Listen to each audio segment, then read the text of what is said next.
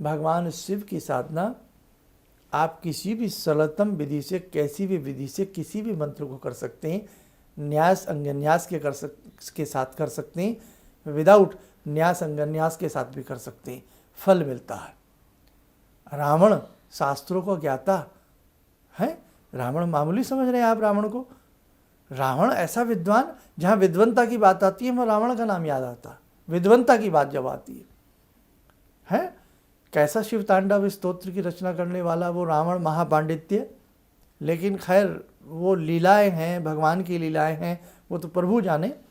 लेकिन कहने का भाव कि भगवान शिव की साधना करने से रावण ने न जाने क्या क्या प्राप्त किया। अनेकों ऐसे और भी देव हुए हैं, ऐसी बहुत सारी निम्न श्रेणी की यक्षिणियाँ हैं, ऐसे बहुत लोग हैं जिन्होंने समय समय पर, या ऐसे देवतुल्य शक्तियों ने या यक्षिणियों ने समय समय पर भगवान शिव से वरदान प्राप्त किए हैं।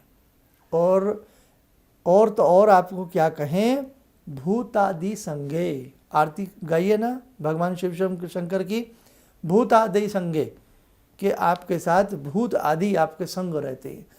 भूत प्रेत भी भगवान महाकाल की साधना करते हैं। यस, एक मंदिर है, अनेकों स्थानों पर हैं ऐसे भगवान शंभू के मंदिर, जहाँ ये कहावत है या कहा जाता है या सत्यता भी है कि यहाँ अर्धरात्रि में भूत प्रेत भी साधना के लिए आते हैं। ऐसा ही एक उत्तर प्रदेश में सहारनपुर में भूतेश्वर नाम से महाकाल जी का मंदिर है कि वहाँ अर्धरात्रि के बाद इस प्रकार की शक्तियाँ भी भगवान शिव का यजन भजन करती हैं। ऐसे और बहुत स्थान हैं, बहुत स्थान हैं। ऐसे कई बहुप्रचलित शमशान हैं भारतवर्ष के अंदर, जहाँ अर्धरात्रि में भूत प्रेतों का एक बहुत बड़ा समुदाय भगवान शिव की साधना करता है। अब आप कहेंगे साहब कैसी कैसी बात कर रहे हैं आप, क्या क्या बात, ये वास्तविकताएं हैं। आप क्या समझ रहे हैं, जितना संसार हमने अपनी आंखों से देखा है संसार उतना है। दूरबीन उतना ही तो दिखा सकती है जितना आप देखोगे। दूरबीन को लद्दाख ले जाओ, लद्दाख देख लो, दूरबीन को कश्मीर ले जाओ, कश्मीर देख लो। दूरबीन सिर्फ वही देखेगी जो आप दिखाओगे। तो हमें जितना पता है, आपको जितना पता है, हमें उतना ही पता है ना। लेकिन संसार बहुत विशाल है, उतना ही नहीं है जितना हमें मालूम है, बहुत विशाल है। तो मेरे दर्शकों, भगवान शिव की भक्ति बेधड़क होकर आप कर सकते हैं, और कतई भी इस तरह का वहम मन में ना रखें कि किसी साधना को करने से हमें विपरीत फल की प्राप्ति होती है।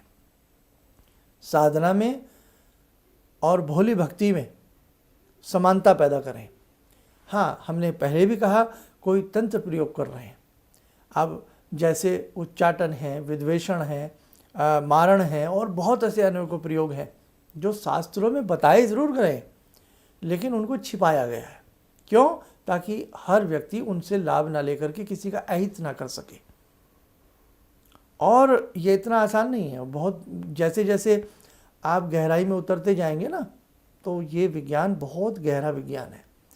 मेरा बड़ा मन है कि किसी तरह स्थिति सब कुछ सामान्य हो तो बड़े बड़े ऐसे अनुष्ठान और ऐसे बड़े बड़े योजनाएं और ऐसे बड़े बड़े आपके साथ समागम किए जाएं, जिसमें आप कम से कम एक लंबे समय तक हमारे साथ 1 दिन 2 दिन, अभी तो यहाँ पर आप हमें 20-25 मिनट सुन लेते हैं, तो आप कम से कम 4 घंटे 5 घंटे हमारे साथ व्यतीत करें।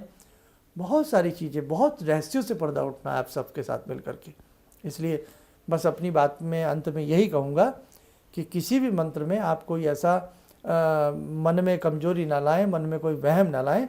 और जो इस प्रकार के मैंने देखा है सिंपल मंत्र, जब हम लोगों से बहुत लोग मिलने आते हैं, कुंडली दिखाते हैं या कॉल अपॉइंटमेंट के माध्यम से हम उनके आंसर भेजते हैं, सिंपल मंत्र ओम गंगणपतये नमः, नमः शिवाय, ओम ह्रीम तिग्म रश्मय, ओम ह्रीम ह्रीम सूर्याय नमः, ऐसे सिंपल से मंत्र, सौम्य मंत्र, जब वो डर जाते हैं कि शर्मा जी इसमें मंत्र में कुछ गलती हो गई तो मैंने कहा भाई ओम नमः शिवाय में क्या गलती हो जाएगी, नमः शिवाय में क्या गलती हो जाएगी, ओम राम रामाय नमः में क्या गलती हो जाएगी। बोले नहीं, किसी ने कहा है कि हम पढ़ेंगे तो हमें दिक्कत हो जाएगी, ये हो जाए। मैंने किसी ने कहा है उसने गलत कहा है, और जिसने कहा है उसने कभी मंत्र साधना की नहीं है। उसका मतलब, उसका तात्पर्य कुछ और है, आप समझते नहीं हैं। हम वास्तव में बहुत भोले हैं, वास्तव में बहुत भोले हैं।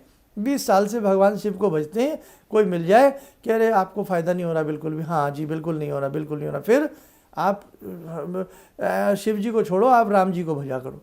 अच्छा साहब, राम जी को भजने लगे, फ़ायदा नहीं हुआ, फिर और कोई बड़े रंग बिरंगे भेष के कोई और मिल गए, थोड़ा यकीन सा आया कि हाँ भाई ये लगते हैं वेशभूषा से बहुत विद्वान से लगते हैं।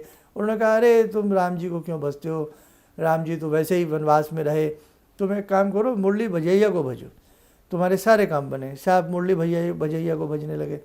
फिर और कोई मिला, अरे वो तो मुरली बजाते रहे, उनसे तुम्हें क्या मिलेगा, आप उनकी साधना करो। करते करते पथिक अपनी राह से भटक जाता है या नहीं। तो इतनी भक्ति हमारी कमज़ोर है। एक तरफ कहा गया है गॉड इज़ वन, भगवान एक है। जब भगवान एक है तो जिसे आप भज रहे हो उस पर पूर्ण विश्वास रखो। ये नहीं आज शाम कल राम और परसों फिर कुछ भी नहीं, तो ऐसी साधना ना किया करो। इसलिए बस मेरा आपसे यही मतलब है कि एक को पकड़ लीजिए, सब पकड़े जाएंगे, और बेकार की बातों में ना आए, अपने भगवान पर और अपने धर्म पर पूर्ण विश्वास रखना